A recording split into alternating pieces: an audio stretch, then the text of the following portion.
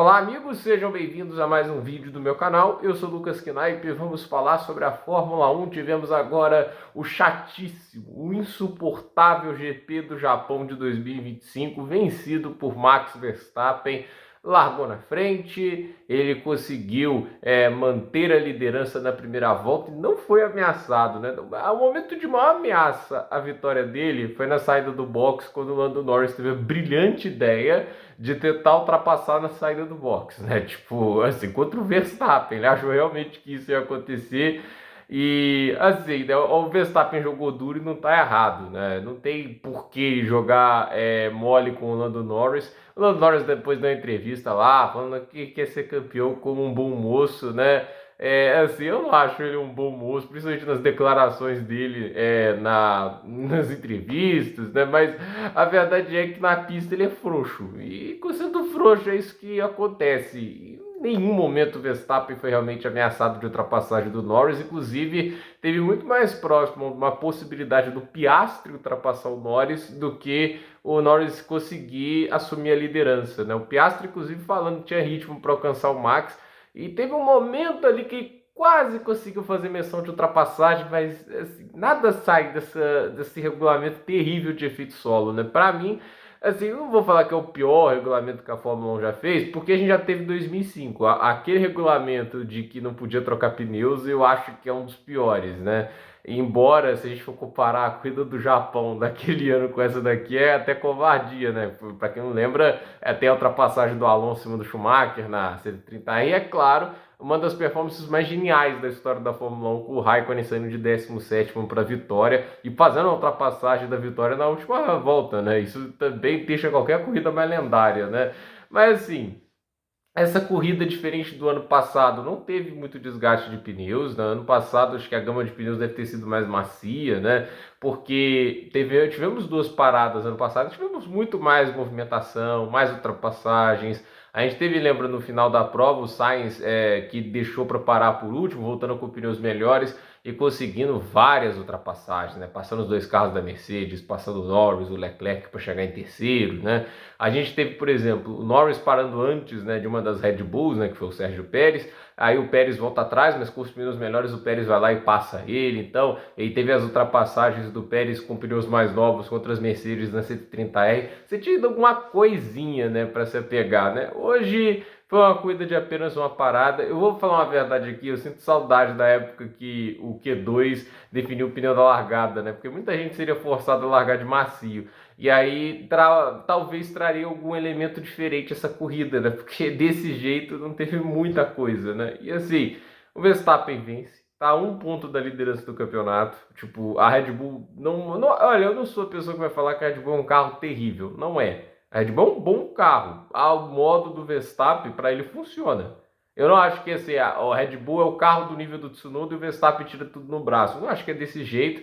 Eu acho que assim, ele é o melhor piloto da Fórmula 1?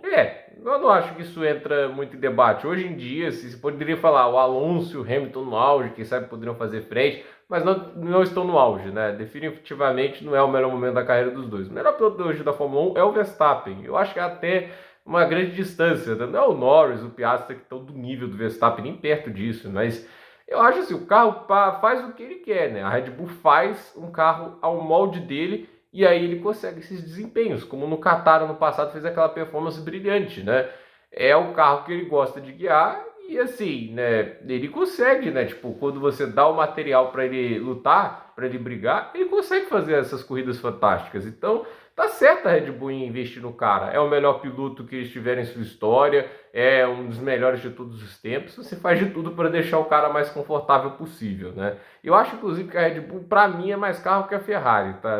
Pelo menos é a minha visão, assim, né? Talvez ali a Mercedes seja um carro que seja melhor que a Red Bull e o Verstappen no braço faça a diferença, talvez, né? Mas eu acredito, assim, que dos carros que a gente vê ali na frente, né? A McLaren é a melhor, até com uma vantagem, mas a Red Bull não vejo tão atrás assim. Não à toa, se o Verstappen teve em condições lá na corrida da Austrália de ameaçar em certos momentos a McLaren, e ali no GP da China teve um fim de corrida muito forte. Então, vamos ver, né? Eu acho assim, se a Red Bull conseguir afinar mais esse carro ao gosto do Max, a tendência é, né, ficar mais próximo ainda e estar mais ainda na luta por esse título. Então, assim, tudo vai depender das atualizações, né? O Lando Norris termina em segundo, o Piastri em terceiro, Charles Leclerc em quarto. Pode passar despercebido, mas é uma boa corrida do Leclerc, tá? Tipo, o carro da Ferrari não rende, não teve ritmo, terminou 14 segundos atrás do Piastri e, assim,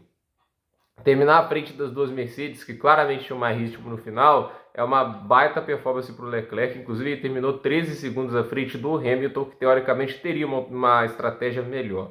O Russell foi o quinto colocado, né? Tipo, eu esperava um pouquinho mais. Ele nitidamente tinha mais ritmo que o Leclerc, mas não conseguiu uma ultrapassagem. Eu acho que assim a equipe deveria ter parado ele quando ele estava mais próximo do Leclerc, né? Tipo, pararam ele com uma distância atrás ali, porque imaginava que ele de cara para o vento ia conseguir tirar a vantagem, fazer o undercut, só que a mudança dos pneus, né, para o pneu novo não estava dando tanta diferença de tempo assim. Então o Russell não conseguiu ultrapassar o Leclerc. O Antonelli, para mim, dá um destaque para o italiano, não que seja uma corrida que você tem que falar assim, tipo, ele fez um milagre, né, tipo, ele saiu de sexto para onde? Sexto, entendi, largou em sexto, chegou em sexto, mas me impressionou o ritmo dele, né? Ele conseguiu levar o pneu médio mais longe que todo mundo, inclusive mais longe até que o Hamilton com o pneu duro, né? Tudo bem, carro diferente, mas o ritmo dele foi forte e no final da prova andou num ritmo fantástico, inclusive teve a melhor volta da prova, um 30.9. Então, assim,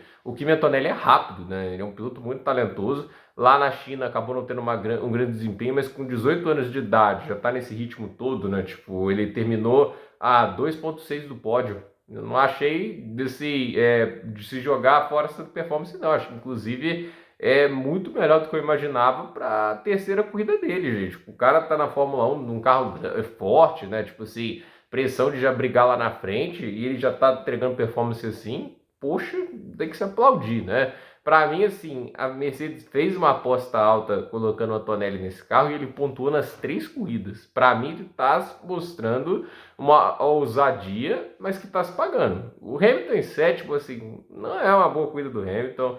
Eu não gostei assim, desse stint final dele, porque eu imaginava, olha, ele estendeu a primeira parada, agora ele vai conseguir ganhar o tempo na segunda parada. E não foi o caso, inclusive no final da prova o Radiar estava andando mais rápido que ele. Não foi legal essa corrida do Hamilton. Sétimo lugar para ele, ótima corrida do Isaac Radiar em oitavo lugar, belo ritmo com a Racing Bulls.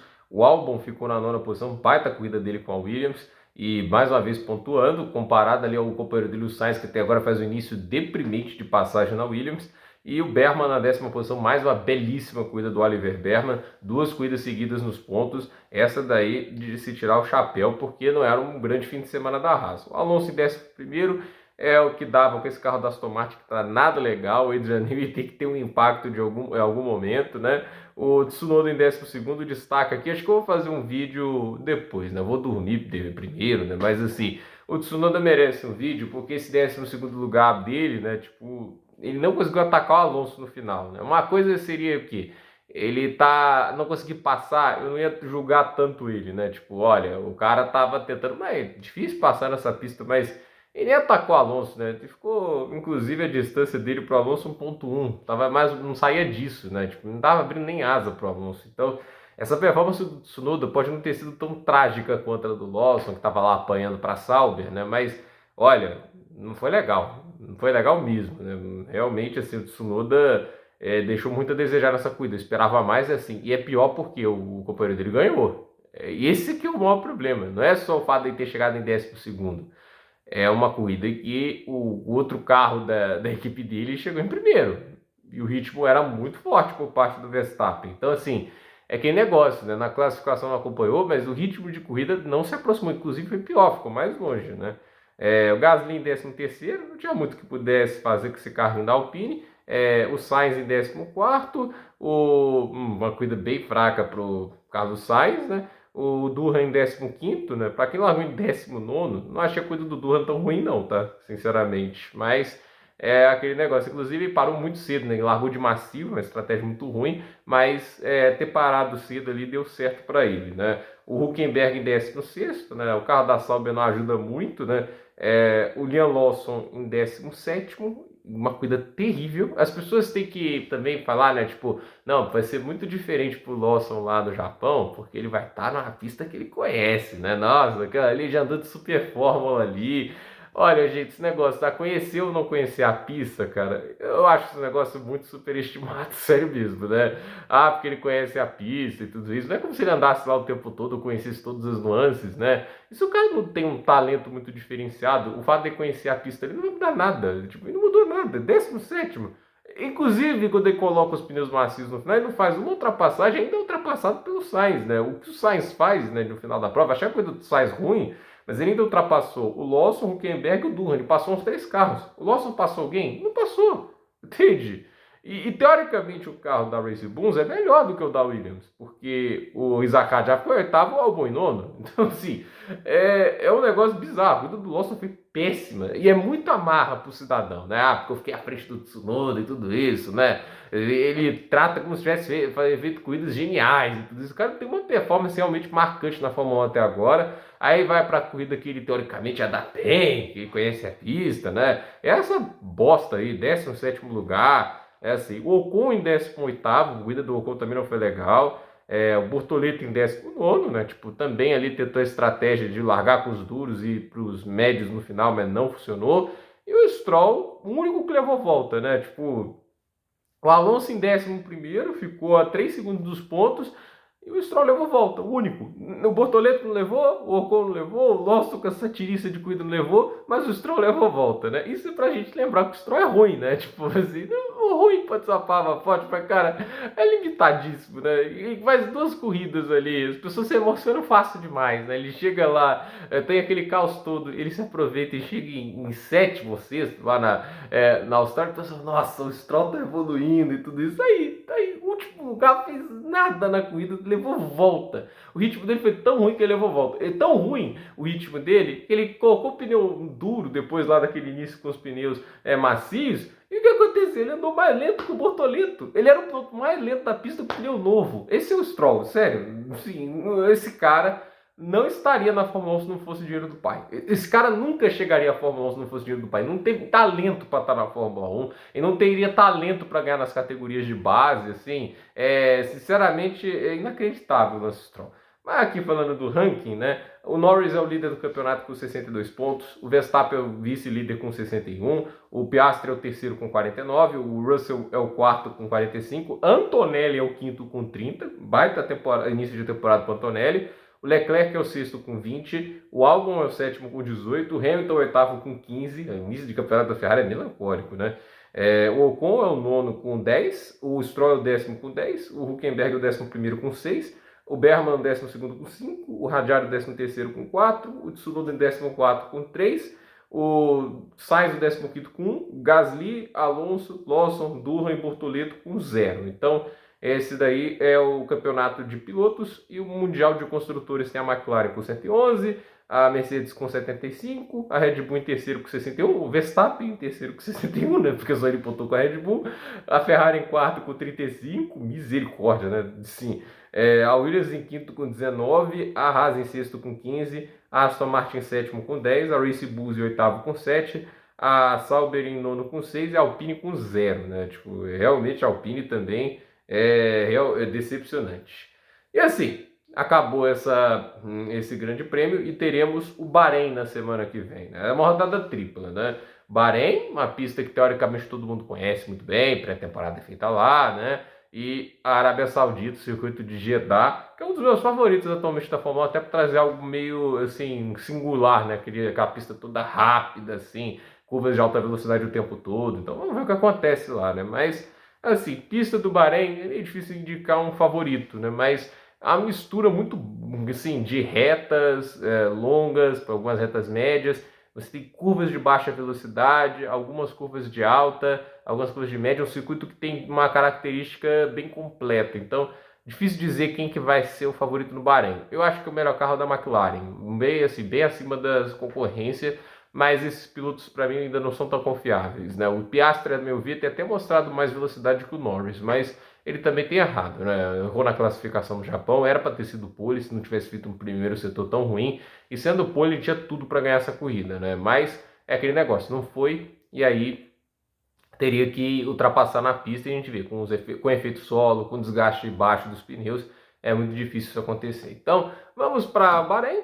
A vitória de Max Verstappen coloca ele, obviamente, ele é um ponto da liderança do campeonato. O pessoal pensa, né, que ele não vai estar na luta pelo título, né, com um carro tão limitado e tudo isso, né, mas o bom piloto faz muita diferença. A gente já viu Schumacher em 97, em 98 lutar pelo título com um carro que teoricamente não deveria. A gente já viu até o Ayrton Senna com a Lotus em 87 também. O Prost ser campeão em 86 também é uma demonstração do cara que aproveita oportunidades. Eu acho que eu comparo bastante esse campeonato que o Verstappen está fazendo com o que o Prost fez em 86. As Williams eram os carros o carro mais forte, mas ele aproveitou as oportunidades e foi campeão. E olha que lá o Prost bateu de frente com Nelson Piquet e Nigel Mansell, dois pilotos brilhantes, né? O Verstappen está lutando contra quem? O Norris e o Piastri. Então, vamos ver o que vai acontecer. Gente, por esse vídeo é isso. Dúvida nos comentários, deixe seu like, se inscreva no canal, compartilhe esse vídeo e até a próxima, pessoal.